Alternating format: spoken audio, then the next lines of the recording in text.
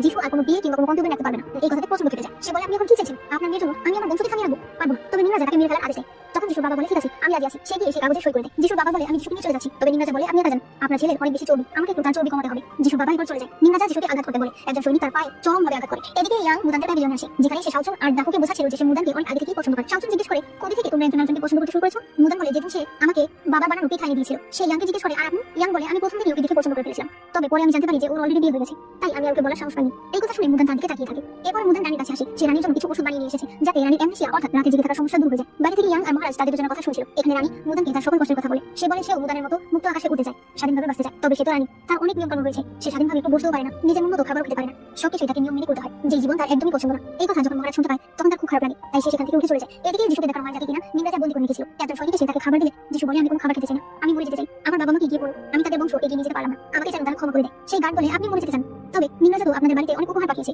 যেগুলো দেখে আপনার বাবা মা তো অনেক খুশি, তারা তো আপনার বিয়ের জন্য ভালো দিন খুঁজছে। সেই লোক আরেকটা পিঠা দেখিয়ে বলে এটা খান। নিমরাজা বলেছে এটা দেখে নাকি আপনার খিদে পাবে। আপনি জানেন এটা কিসের মিষ্টি? আপনার আগে স্ত্রী আর ফুলমঞ্চে বিয়ে করেছে, এটা সেটারই মিষ্টি। এই কথা শুনে যিশু একেবারে ভেঙে যায়। সে রাগে দুঃখে ঘৃণায় সেই পিঠা খেতে শুরু করে। খেতে খেতে সে হাসতে থাকে। পরদিন যিশু ইউজেনের কাছে আসে। ইউজেন তাকে দেখে বলে তোমার পায়ে কি হয়েছে? যিশু বলে তোমার কথা শুনে আমার অনেক খারাপ লেগেছিল, আমি দৌড়ে আসতে চেয়েছিলাম তখন পড়ে গিয়ে পায়ে ব্যথা পাই। ইউজেনকে দেখতে বলে আমি তো ভেবেছিলাম এই কথা জানার পর তুমি আমার কাছে আসবেই না। যিশু বলে এটা কেমন কথা? তোমার কষ্ট মানে আমার কষ্ট। ইউজেন চলো আমরা বিয়ে করে দিই, 3 দিন পর আমাদের বিয়ে। ইউজেন তো এই কথা ভীষণ খুশি হয়ে যায়। এরপরে সদগোল্ডের লিডার অর্থাৎ শাওচুনের বাবা মুদানের কাছে আসে। আসলে রাজকুমারীর বিয়ের জন্য কিছু ইউনিক ফুল চেয়েছে যেটা ওনার কাছে নেই, তাই সে মুদানের কাছে এসেছে। মুদানের কাছে অনেকগুলো পদ্ম ফুল ছিল, সে সেগুলো বিক্রি করতে রাজি হয়। তবে বিনিময়ে সে শাওচুনের বাবার কাছে তার মায়ের বাগানটা চায়, যেটা কয়েকদিন আগে শাওচুনের বাবা আগের মালিকের কাছ থেকে কিনে রেখেছে। শাওচুনের বাবা এটা রাজি হয়। রাতের বেলা ইয়াং মুদানের কাছে আসে। ইয়াং বলে এটা আমার প্রথম দিন, তবে আমার অনেক খুশি লাগছে, তোমার কেমন লাগছে?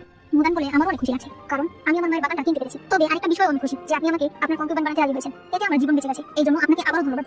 ইয়াং বলে ঠিক আছে, আজ রাতে তাড়াতাড়ি ঘুমিয়ে পড়ো, কাল সকালে আমি আসার আগে কিন্তু তৈরি হয়ে যাবে। মুদান বলে আচ্ছা। এরপর পরদিন মুদান বসা ছিল, তখন হঠাৎ করে শাওচুন এসে তাকে একটা কথা বলে। এরপর দেখা যায় ইয়াং জামাই সেজে সেই প্যাভিলিয়নের কাছে এসেছে, তবে প্যাভিলিয়ন থেকে কেউ বের হয় না। ইয়াং এরপর চালের উপরে টাকা শুরু হয়। একটু পর ধীরে ধীরে দাফু বের হয়। এদিকে আমরা দেখতে পাই শাওচুন মুদানকে রাজপ্রাসাদে নিয়ে এসেছে। আসলে মুদানের পদ্ম ফুলগুলো হঠাৎ করে ঝিমে পড়েছে, তাই রাজকুমারী দাসী শাওচুনের বাবাকে ধরে নিয়ে এসেছিল। এর কয়েক মিনিটের মাথায় ইয়াং সেখানে চলে আসে। সেই দাসীকে বলে আজ এত বড় একটা দিন আর তোমরা আজও আমার মালিক এখানে নিয়ে এসেছো। মুদান সেখানে কিছু কাজ করে সেই ফুলগুলোর ভিতর থেকে পোকা সরিয়ে দেয়, যার ফলে ফুলগুলো আবার তাজা হয়ে যায়। ইয়াং এরপর মুদানের হাত ধরে তাকে বাইরে নিয়ে আসে। এদিকে ইউজেন বসা ছিল, তখন সে যখন পদ্ম ফুল দেখতে পায় সে পদ্ম ফুলটা নিজের হাতে নিয়ে তার মাথায় ধরে।